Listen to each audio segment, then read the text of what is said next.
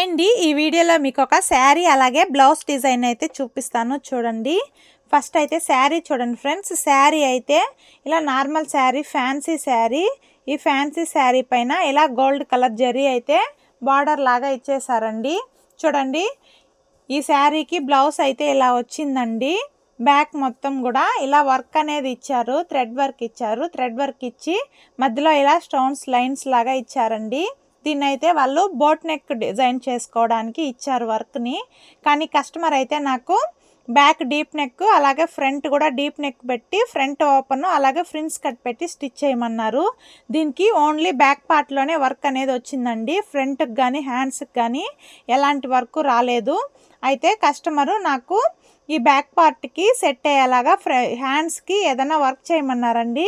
నేను ఈ బ్యాక్ పార్ట్లో ఉన్న కలర్స్ని అలాగే శారీలో కలర్స్ని యూజ్ చేసుకొని హ్యాండ్స్ వరకు ఇలా సింపుల్గా వర్క్ అనేది చేశాను. చూడండి, హ్యాండ్స్కి అయితే ఇలా సింపుల్గా వర్క్ అనేది చేశానండి. ఫ్రంట్ అయితే వర్క్ ఏం చేయలేదు, జస్ట్ ఇలా థ్రెడ్ పైపింగ్ అయితే చేశాను నెక్ చుట్టూ. ఫ్రంట్ అయితే ఫ్రిన్స్ కట్ అండి, షేప్ బెల్ట్ ఏమీ లేకుండా ఫ్రిన్స్ కట్ అయితే స్టిచ్ చేశాను.